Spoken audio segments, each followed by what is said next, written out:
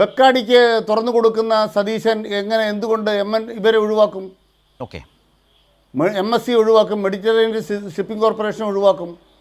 അദാനിയായിട്ട് നേരത്തെ ധാരണയാക്കിയിട്ടില്ലേ? VD സതീശൻ്റെ പിന്തുണയില്ലെങ്കിൽ, ഭരണമാറ്റത്തിൻ്റെ പിന്തുണയില്ലെങ്കിൽ അദാനിക്ക് ധൈര്യം വരുമോ? റജിൻ, ഈ കാര്യത്തിൽ സ്വാഭാവികമായ ഒരു താരതമ്യം വേണ്ടതുണ്ട്. കഴിഞ്ഞ 10 വർഷക്കാലം കേരളം ഇടതുപക്ഷ ജനാധിപത്യ മുന്നണി ഭരിക്കുമ്പോൾ, പിണറായി വിജയൻ മുഖ്യമന്ത്രിയായിരിക്കുമ്പോഴാണ് UDF കൊണ്ടുവന്ന കരാറിൻ്റെ തുടർച്ചയിൽ നിർമ്മാണ പ്രവർത്തനങ്ങളൊക്കെ പൂർത്തീകരിച്ച് അതിൻ്റെ 2 സുപ്രധാന ഘട്ടങ്ങൾ പൂർത്തീകരിച്ച് അത് ഏറ്റവും പ്രവർത്തനക്ഷമമായി മികവോടെ മുന്നോട്ട് പോയ ആ കാലം. ഞാനത് പറയാൻ കാര്യം, ആ കാലത്ത് ഇതേ അദാനി പോർട്സാണ് അവിടെ നടത്തിപ്പ് ചുമതലയിലുണ്ടായിരുന്നത്. പക്ഷേ ഈ 10 വർഷത്തിൽ ഒരിക്കൽ പോലും ഇതിൻ്റെ 2 സുപ്രധാന ഘട്ടങ്ങൾ പൂർത്തീകരിച്ച് കപ്പലുകൾ വന്ന് അവിടെ ഇടപാടുകൾ നടത്തി ലക്ഷക്കണക്കിന് കണ്ടെയ്നറുകൾ അവിടെ ഇറക്കി കപ്പലുകൾ മടങ്ങിപ്പോകുന്ന 1000 കപ്പലുകൾ വന്നിട്ടും ആ കാലത്തൊന്നും ഇങ്ങനൊരു ഓഹരി കൈമാറ്റം, ഇങ്ങനൊരു വിദേശ കമ്പനിക്ക് ഓഹരികൾ കൊടുത്തുകൊണ്ട് 49% ഓഹരികൾ കൊടുത്തുകൊണ്ട് അങ്ങനൊരു ഇടപാടിലേക്ക് പോകാം, പണം സമാഹരിക്കാം, പണം സമ്പാദിക്കാം എന്നീ 10 വർഷക്കാലവും അദാനി പോർട്സ് അദാനി ആഗ്രഹിച്ചിട്ടേയില്ല, അല്ലെങ്കിൽ ചെയ്തിട്ടേയില്ല. അത് പ്രകടമാണ് നമ്മുടെ മുമ്പിൽ. പക്ഷേ സർക്കാർ മാറി കേവലം 1 മാസക്കാലമാകുമ്പോഴേക്കും ഇങ്ങനെ 49% ഓഹരികൾ സർക്കാരിൻ്റെ അനുമതിയിൽ, കേരളത്തിൻ്റെ പോർട്ടാണിത്, കേരളത്തിൻ്റെതാണ് 5000 കോടി രൂപ അതിൽ ഇൻവെസ്റ്റ്മെൻറ്റ്, 2000-ൽ പരം കോടി മാത്രമാണ് അദാനിയുടെ ഇൻവെസ്റ്റ്മെൻറ്റ് നടത്തിപ്പുമായി ബന്ധപ്പെട്ട് നിർമ്മാണ പ്രവർത്തനത്തിൽ. പക്ഷേ സർക്കാരിൻ്റെ അനുമതി നിർബന്ധമാണെന്ന് ആ വ്യവസ്ഥ കരാറിലുണ്ടെന്നിരിക്കെ സർക്കാരിനെ അറിയിക്കാതെ കഴിഞ്ഞ 10 വർഷക്കാലം ഇത്തരമൊരു നീക്കവും നടത്താതിരുന്ന അദാനി VD സതീശൻ മുഖ്യമന്ത്രിയായി 1 മാസക്കാലം കൊണ്ട് എങ്ങനെ ഇത് ചെയ്യുന്നു? സർക്കാരിൻ്റെ അനുമതി വാങ്ങാതെ ഒരു വാർത്താക്കുറിപ്പ് ഇറക്കി അവർ പറയുകയാണ്, ഞങ്ങൾ ഇങ്ങനെ MSC എന്ന അന്താരാഷ്ട്ര കമ്പനിയുമായി കരാറിലേക്ക് പോകുന്നു, 13,000 കോടിയാണ് അതിൻ്റെ ഭാഗമായി അവർ മുടക്കുക. എവിടെ? വിഴിഞ്ഞം തുറമുഖത്ത്. മുഖ്യമന്ത്രിയും വകുപ്പ് മന്ത്രിയും സർക്കാരും അറിഞ്ഞിട്ടേയില്ല, പറഞ്ഞത് സഭയ്ക്കകത്തുമാണ്. ഇതെങ്ങനെ ശരിയാകും? ഈ താരതമ്യത്തിൽ തന്നെ വലിയൊരു പ്രശ്നം നിൽക്കുന്നില്ലേ? UDF സർക്കാർ വല്ലാതെ പ്രതിരോധത്തിലാകുന്ന ഒരു സാഹചര്യം ഈ വിഷയത്തിൽ ഇപ്പോൾ വന്നിരിക്കുകയല്ലേ? നോക്കൂ ശരത്ത്, കേരളത്തിന്റെ വികസനത്തിന്റെ ഒരു മാതൃക എന്താണ്? കേരളത്തിന് ദീർഘവീക്ഷണമുള്ള ഒരു ഗവൺമെന്റാണ് ഇന്ന് കേരളം ഭരിക്കുന്നത്. അതിനു മുമ്പ് ഉമ്മൻചാണ്ടി ഗവൺമെന്റ് ഭരിച്ചപ്പോൾ തന്നെ താങ്കൾ പറഞ്ഞതുപോലെ വിഴിഞ്ഞം പോർട്ടുമായി ബന്ധപ്പെട്ടുള്ള അടിസ്ഥാനപരമായ എല്ലാ കാര്യങ്ങളും ചെയ്ത് പൂർത്തീകരിച്ച് അധികാരത്തിൽ നിന്നും ഒഴിഞ്ഞു പോയ ഒരു ഗവൺമെന്റാണ് ഉമ്മൻചാണ്ടി ഗവൺമെന്റ്. അപ്പോൾ കേരളത്തിന്റെ ഒരു ഏതാണ്ട് 600 കിലോമീറ്ററോളം നീളമുള്ള കടലും 2 തുറമുഖങ്ങളും 17 മിനി തുറമുഖങ്ങളും ഒരു കണ്ടെയ്നർ ടെർമിനലും ഒക്കെയുള്ള കേരളം എന്ന് പറയുന്ന സംസ്ഥാനത്ത് വളരെ ദീർഘവീക്ഷണത്തോടു കൂടി നടപ്പിലാക്കുവാൻ പറ്റുന്ന അനേകം തൊഴിലവസരങ്ങൾ സൃഷ്ടിക്കുന്ന, പല രീതിയിലും വികസന പ്രവർത്തനങ്ങൾ കൊണ്ടുവരുവാൻ സാധിക്കുന്ന ഒരു വലിയ പദ്ധതിയുമായാണ് ഈ ഗവൺമെന്റ് മുന്നോട്ട് പോകുന്നത്. അത് ബഡ്ജറ്റുമായി ബന്ധപ്പെട്ട്, ആ പദ്ധതിയുമായി ബന്ധപ്പെട്ട് വളരെ വിശദമായി തന്നെ കേരളത്തിന്റെ മുഖ്യമന്ത്രി ആ ബഡ്ജറ്റുമായി ബന്ധപ്പെട്ട് അവതരിപ്പിച്ചിട്ടുണ്ട്. അതുമായി ബന്ധപ്പെട്ട പല വിവാദങ്ങളും വളരെ വിവാദ പ്രശ്നങ്ങളും ഒക്കെ അതുമായി ബന്ധപ്പെട്ടുണ്ടായിട്ടുണ്ട്. പക്ഷേ കേരളത്തിലെ ജനങ്ങൾക്ക് മനസ്സിലാക്കാൻ സാധിക്കും, കേരളത്തിന്റെ വികസന ദീർഘവീക്ഷണമുള്ള ഒരു ബഡ്ജറ്റ് മാറുമ്പോൾ ആ വികസന കാര്യങ്ങൾക്ക് ഊന്നൽ കൊടുത്തുകൊണ്ട് മുൻ ഗവൺമെന്റ് ഉമ്മൻചാണ്ടി ഗവൺമെന്റ് എല്ലാ കാര്യങ്ങളും നടപ്പിലാക്കി പിണറായി വിജയൻ ഗവൺമെന്റ് ഉദ്ഘാടനം ചെയ്ത് പ്രവർത്തന സജ്ജമായി നിൽക്കുന്ന വിഴിഞ്ഞം പോർട്ട് പോലെയുള്ള പോർട്ട്, ആ പോർട്ടുമായി ബന്ധപ്പെട്ട് ഇന്നൊരു വിവാദത്തിലേക്കും ഇങ്ങനെയുള്ള ഒരു ചർച്ചയിലേക്കൊക്കെ പോകുന്നതിന്റെ കാരണം എന്താണ്? ആ പോർട്ടുമായി ബന്ധപ്പെട്ടുള്ള പത്രസമ്മേളനവുമായി ബന്ധപ്പെട്ടുള്ളൂ. അതിന് വ്യക്തമായ രീതിയിലുള്ള VD സതീശൻ നിയമസഭയിൽ തന്നെ, റെക്കോർഡിക്കലി നിയമസഭയിൽ തന്നെ അതുമായി ബന്ധപ്പെട്ട് മറുപടി നൽകിയിട്ടുണ്ട്. എന്താണ്? എഗ്രിമെന്റ് ക്ലോസില് 5/3 എന്ന് പറഞ്ഞു കഴിഞ്ഞാൽ എന്താണ്? കേരള സർക്കാരിന്റെ അധികാരമില്ലാതെ ഒരു എഗ്രിമെന്റ് ചേഞ്ചും, അതായത് ഒരു ഓണർഷിപ്പ് ചേഞ്ചും ഈ പറയുന്ന പോർട്ടുമായി ബന്ധപ്പെട്ട് നടത്താൻ പറ്റുന്നില്ല. അതാണ് അതിന്റെ ശരിയായ രീതി.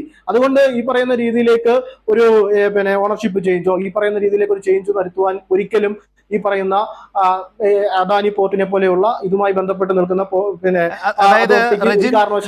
ഓഹരി കൈമാറ്റത്തെ, അതായത് റജിൻ പറഞ്ഞു വരുന്നത് സർക്കാരിന്റെ അനുമതി വാങ്ങിയിട്ടില്ല എന്നുള്ളതിൽ തർക്കമില്ല, മുഖ്യമന്ത്രി തന്നെ സമ്മതിച്ചു.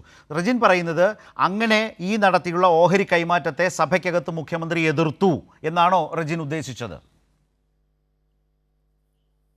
അല്ല, മുഖ്യമന്ത്രി അതുമായി ബന്ധപ്പെട്ട് മറുപടി പറഞ്ഞല്ലോ. ഇതുമായി ബന്ധപ്പെട്ട് അങ്ങനെ ഒരു ഓഹരി കൈമാറ്റം ഒരു ലീഗലി നിൽക്കാത്ത കാര്യമാണ്. ലീഗലി അല്ല, ശരത്ത് ഈ പറയുന്നത് മനസ്സിലാകുന്നില്ലേ? ഇങ്ങനെ ലീഗലി നിൽക്കാത്ത ഒരു കാര്യമാണ് എന്നുള്ളത് എനിക്കും ശരത്തും ഈ പറയുന്ന പാനലിസ്റ്റിനും എല്ലാവർക്കും അറിയാവുന്ന കാര്യമാണ്. അങ്ങനെ ഒരിക്കലും ഒരു ഓണർഷിപ്പ് ചേഞ്ചുമായി ബന്ധപ്പെട്ട് ഈ പറയുന്ന കേരള സർക്കാർ അറിയാതെ ഇതുമായി ബന്ധപ്പെട്ട് അങ്ങനെ ഒരു കാര്യങ്ങൾ ചെയ്തു പോകുവാൻ ആർക്കും സാധിക്കുന്നില്ല എന്നുള്ളതാണ്. പിന്നെ ഇതുമായി ബന്ധപ്പെട്ട് എന്താണ് പ്രതിപക്ഷ നേതാവ് ആരോപിച്ച ഈ പറയുന്ന കാര്യങ്ങൾ ഇതുമായി ബന്ധപ്പെട്ടുള്ള അത് നമുക്ക് വരാം. അത് വേറൊന്നാണല്ലോ, അത് വേറൊന്നാണ് റജിൻ, അത് നമുക്ക് എടുക്കാം, വേറൊന്നു തന്നെയാണ്. ഇവിടെ ശ്രീ അനിൽകുമാർ, ഞാൻ ലാലിലേക്ക് വരുന്നതിന് മുമ്പ് അദ്ദേഹം പറഞ്ഞത്, റജിൻ പറഞ്ഞ ഒരു പ്രധാനപ്പെട്ട പോയിന്റാണ്. സഭയിൽ മുഖ്യമന്ത്രി പറഞ്ഞത് എന്താണ്? അനുമതിയില്ലാത്ത ഈ ഓഹരി കൈമാറ്റം മുഖ്യമന്ത്രി അറിഞ്ഞില്ല എന്ന ഭാഗമുണ്ട്, അതിൽ തർക്കമില്ല. പക്ഷേ രണ്ടാമത്തെ ഭാഗം റജിൻ പറഞ്ഞതുപോലെ അനുമതിയില്ല എന്നതിനർത്ഥം മുഖ്യമന്ത്രി അതിനെ എതിർക്കുന്നു എന്നല്ലേ എന്നാണ് അദ്ദേഹം ചോദിക്കുന്നത്. അങ്ങനെ അനുമതി വാങ്ങാതെ ചെയ്യുന്നതിന് ലീഗലി നിയമപരമായി നിലനിൽപ്പില്ല എന്ന് പറഞ്ഞാൽ മുഖ്യമന്ത്രി ആ ഓഹരി കൈമാറ്റത്തെ തള്ളിപ്പറഞ്ഞു എന്നാണ് അദ്ദേഹം അതിൽ നിന്ന് വിശദീകരിച്ചു വെച്ചത്. അത് അംഗീകരിക്കാൻ തയ്യാറാണോ ശ്രീ അനിൽകുമാർ?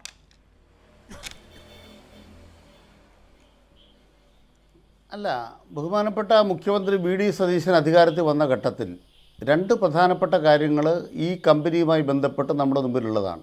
ഒന്ന്, തുറമുഖ വകുപ്പ് എന്തുകൊണ്ട് വി.ഡി. സതീശൻ സ്വന്തമായി കൈവശം വെച്ചു? സാധാരണ ഇത് ഉണ്ടാകാറില്ല, ഒന്നാമത്തെ കാര്യം. രണ്ട്, വിഴിഞ്ഞം തുറമുഖമെന്ന് പറയുന്നത് നടപ്പിലാകുന്ന ഘട്ടത്തിൽ എന്തെല്ലാമാണ് അദ്ദേഹം പറഞ്ഞത്? അത് വന്നാൽ കടൽ ശോഷണം ഉണ്ടാകും. രണ്ട്, ഈ പറയുന്നൊന്നും നടക്കാൻ പോകുന്നില്ല, അവിടെ ഒരു ക്രൈം വന്നതിൻ്റെ ഉദ്ഘാടനം നടത്തിയിട്ടുള്ളൂ. അദ്ദേഹം ബഡ്ജറ്റുമായി വന്നപ്പോൾ അദ്ദേഹത്തിൻ്റെ നിലപാട് മാറ്റി, തുറമുഖ നഗരം പദ്ധതിയായി മാറി. അപ്പോൾ എന്തുകൊണ്ടാണ് സതീശൻ ഈ പെട്ടെന്ന് ഒരു ബോധോദയം വന്നത്? ഒന്ന്, തുറമുഖ വകുപ്പ് കൈവശം വെക്കുക. രണ്ട്, തുറമുഖ നഗരം പദ്ധതി ഉണ്ടാക്കുക. മൂന്നാമത്തെ കാര്യമാണ് അദ്ദേഹത്തിൻ്റെ ദുരൂഹമായ ഒരു യാത്രയെ സംബന്ധിച്ച്, വിമാനയാത്രയെ സംബന്ധിച്ച് തർക്കമുണ്ടാകുന്നത്. അദ്ദേഹം കാറിലോ ട്രെയിനിലോ പോയാൽ നമ്മൾ ചിലപ്പോൾ ഇത് ശ്രദ്ധിക്കുക പോലുമില്ല, വഴി വെച്ച് ആരെയോ കണ്ടു. ഒരു വിമാനം പിടിച്ച് മംഗലാപുരം വരെ പോകുമ്പോഴത്തേക്കും സ്വാഭാവികമായിട്ടും എന്തെങ്കിലും ഇതിൽ കാര്യം കാണും, തക്കതായ കാര്യം കാണും. അവിടെ വെച്ച് കണ്ടതൊരാൾ, അറിയപ്പെടുന്ന ഒരാൾ, അദാനിയുടെ കമ്പനിയുടെ ചെയർമാൻ ഒരാളാണ്. അപ്പോൾ ചെറിയ യാത്രയല്ലത്. അതിന് പണം ആര് മുടക്കി? ഈ യാത്ര എന്തിനായിരുന്നു? ഇതല്ലെങ്കിൽ മറ്റെന്താണ് ഉദ്ദേശം? അതൊന്ന് വ്യക്തമാക്കി കഴിഞ്ഞാൽ പിന്നെ അദ്ദേഹത്തെക്കുറിച്ച് സംശയം ആർക്കും തോന്നൂലല്ലോ. എല്ലാ സംശയവും തീർക്കാനുള്ള ഒന്നാമത്തെ വകുപ്പ് എന്തായിരുന്നു? ഞങ്ങളൊരു പുതിയ സർക്കാർ വന്നു, ഇപ്പോൾ ഒരു കരാറുണ്ടെന്ന് ഇവർ പ്രഖ്യാപിച്ചിരിക്കുന്നു, ഞങ്ങൾ അറിയാത്ത കാര്യമാണ്. അതുകൊണ്ട് സർക്കാർ ഞങ്ങളുടെ നയത്തിൽ വിട്ടുവീഴ്ച ചെയ്യാൻ ഉദ്ദേശിക്കുന്നില്ല. 25% മേലെ ഒരു കമ്പനിക്ക് ഈ ഓഹരി വിൽക്കണമെങ്കിൽ സംസ്ഥാന സർക്കാരിന് അനുവാദം വേണമെന്നേ ഉള്ളൂ, അല്ലാണ്ട് അത് നിയമവിരുദ്ധമാണെന്നില്ല. കേരള സർക്കാർ അനുവദിച്ചാൽ നിയമപരമാണ്. ഞങ്ങളിപ്പോൾ 102, 3, 105 പേരുണ്ട്. അദാനി ആകുമ്പോൾ 105 ആവുമല്ലോ. 102 പേരുടെ കാര്യമാണ് ഇന്നലെ വരെ പറഞ്ഞുകൊണ്ടിരുന്നത്. അപ്പോൾ 3 കൂടെ വരുമ്പോൾ 105 പേരായി. ഞങ്ങൾ 105 നിങ്ങൾ 35 ഉള്ളൂ. അപ്പോൾ 105ൻ്റെ ബലത്തിൽ ഞങ്ങൾ പറയുകയാണ്, അത് നിങ്ങൾ കൈമാറ്റം ചെയ്തോ എന്ന് നാളെ പറയാൻ പോകുന്നില്ല. ഞങ്ങളുടെ 102 ഉണ്ടെങ്കിൽ, അല്ലെങ്കിൽ 103 പോട്ടെ, 102 ഉണ്ടെങ്കിൽ ഇപ്രകാരം ഒരു കച്ചവടം നടക്കാൻ പോകുന്നില്ല. ശ്രീ അനിൽകുമാർ, താങ്കൾ പറയുന്നു ഇപ്പോൾ സഭയ്ക്കകത്ത് മുഖ്യമന്ത്രി പറഞ്ഞത് വെച്ച് ഈ ഓഹരി കൈമാറ്റം താങ്കളോട് തന്നെയാണ് നിയമവിരുദ്ധമാണ് എന്ന് മനസ്സിലാക്കാൻ, ബോധ്യപ്പെടാൻ കഴിയുന്നതുണ്ട് എന്നാണ് റജിൻ പറഞ്ഞു വെച്ചത്. പക്ഷേ മുഖ്യമന്ത്രി സ്പെസിഫിക്കായി പറഞ്ഞത് ഇത് അറിഞ്ഞില്ല എന്നുള്ളതാണ്. രണ്ടാമത്തെ കാര്യം, ഇതിലെ ക്ലോസുകളും ആ കരാറിലെ ക്ലോസുകൾ പ്രകാരം ഏതൊക്കെ കാര്യങ്ങൾ, ഈ പ്രതിപക്ഷ നേതാവ് പറഞ്ഞ പോലെ മത്സരക്ഷമതയടക്കം കാര്യങ്ങൾ ഉറപ്പിച്ചു നിർത്തേണ്ട ഇതിനെക്കുറിച്ചൊക്കെ മുഖ്യമന്ത്രി പറഞ്ഞു. മുഖ്യമന്ത്രി ഈ ഓഹരി കൈമാറ്റത്തെ സർക്കാർ എതിർക്കും, അദ്ദേഹത്തിൻ്റെ തുറമുഖ വകുപ്പ് എതിർക്കും എന്ന ഒരു സമീപനം അദ്ദേഹത്തിൻ്റെ ഇന്നത്തെ സഭയിലെ സമീപനത്തിൽ നിന്നുണ്ടായോ?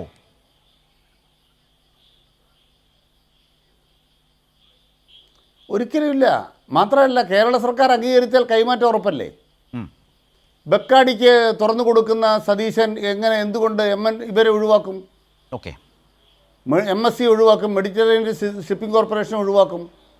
അദാനിയായിട്ട് നേരത്തെ ധാരണയാക്കിയിട്ടില്ലേ? വി.ഡി. സതീശൻ്റെ പിന്തുണയില്ലെങ്കിൽ, ഭരണമാറ്റത്തിൻ്റെ പിന്തുണയില്ലെങ്കിൽ അദാനിക്ക് ധൈര്യം വരുമോ? ഇതല്ലേ പ്രധാനപ്പെട്ട കാര്യം. അദാനിക്ക് ധൈര്യം എവിടെ നിന്ന് കിട്ടി? ഒരു പത്രക്കുറിപ്പ് തന്നെ ഇറക്കാനുള്ള ധൈര്യം കിട്ടി. നാളെ ഇത് കൊടുത്തേ മതിയാകും നിലവാരത്തിലേക്ക് കേരളത്തെ കൊണ്ടെത്തിക്കും. അതിന് മാധ്യമങ്ങൾ ഇറങ്ങിയിരിക്കുകയാണ്. ഇന്ന് കേരളത്തിലെ വലതുപക്ഷ മാധ്യമങ്ങൾ കണ്ടില്ലേ? കേരളത്തിനാകെ നല്ലത് വരാൻ പോകുന്നു. ഞാനിപ്പോൾ ഒരാൾ എഴുതിയ കേട്ടിട്ട് ഞെട്ടിപ്പോയി. ഇവർ കൊണ്ടുവരാൻ പോകുന്ന തൊഴിൽ സാധ്യതകളെക്കുറിച്ചാണ്. ഇപ്പം തന്നെ മനസ്സിലാക്കിക്കോണം. വിഴിഞ്ഞത്തിൻ്റെ അടുത്ത തുറമുഖത്തിൻ്റെ വികസന സാധ്യത വെച്ച് 5000 കോടി രൂപയുടെ വിവിധങ്ങളായ പൊതുമേഖലാ സ്ഥാപനങ്ങളുമായിട്ട് ലോജിസ്റ്റിക്കിന് കരാർ ഇപ്പം തന്നെ MOU ആയി കഴിഞ്ഞു. നമ്മൾ നാവായിക്കുളം റിംഗ് റോഡ് പൂർത്തിയാക്കി കഴിഞ്ഞാൽ ബാക്കി കാണാൻ പറ്റുന്ന എന്താ? നമ്മുടെ തീരദേശപാതയും മലയോര പാതയും അതുപോലെ ദേശീയപാതയുടെ പൂർത്തീകരണം വന്നാൽ ഇവിടുന്നല്ല ഈ ചരക്കുകൾ കൈമാറ്റം ചെയ്യാൻ കര വഴി സമയവും കിട്ടുകയല്ലേ. ഓക്കെ. അപ്പോൾ തുറമുഖ നഗരം യാഥാർത്ഥ്യമാകണമെങ്കിൽ ഈ പാതകളെല്ലാം ഉണ്ടാകുകയല്ലേ. അപ്പോൾ എന്താണ് കേരളത്തിൽ LDF ചെയ്ത വികസനം? ആ വികസനത്തിൻ്റെ മേലാണ് ഈ വിലയുണ്ടായത്. ഇല്ലെങ്കിൽ ഒരു MSC ഇവിടെ വരത്തില്ല. അതുകൊണ്ട് ദേശാഭിമാനി കൃത്യമായി ചൂണ്ടിക്കാണിച്ചതുപോലെ MSC എന്നൊരു ഷിപ്പിംഗ് കമ്പനി ഇവിടെ കണ്ണുവെക്കാൻ കാരണം ഇത് നന്നായി വളർന്നുകൊണ്ടാണ്. പഴയ പോലെ ഉമ്മം കുത്തി കിടന്നിരുന്നെങ്കിൽ ആരും അങ്ങോട്ട് വരത്തില്ലായിരുന്നു. സതീശൻ്റെ ഭരണമോ അല്ലെങ്കിൽ UDFൻ്റെ ഭരണമോ കഴിഞ്ഞ ടൈമിൽ ഉണ്ടായിരുന്നെങ്കിൽ വിഴിഞ്ഞമില്ലായിരുന്നു. 10 കൊല്ലം കിട്ടിയപ്പോൾ വിഴിഞ്ഞം വന്നു. ആ വന്ന വിഴിഞ്ഞത്തെ വിഴുങ്ങാൻ വരുന്ന MSCയെ ഇവിടെ വേണ്ട, ശരി, 25% അപ്പുറത്ത് ആരും കളിക്കാൻ വരണ്ട എന്ന് പറയാൻ ഉള്ള ആർജവം സതീശന് പറയാൻ അറിയാം കേട്ടോ. പുള്ളിക്ക് പറയാൻ അറിയാവുന്നയാളാ. അതാണ് എലിയെപ്പോലെ ഇരിക്കുന്നവനൊരു പുലിയെപ്പോലെ വരുന്നത് കാണാം. അത് BJPക്കെതിരെ അല്ല, കമ്മ്യൂണിസ്റ്റ് പാർട്ടിക്കെതിരെ. ശരി, അതാണ് സതീശൻ.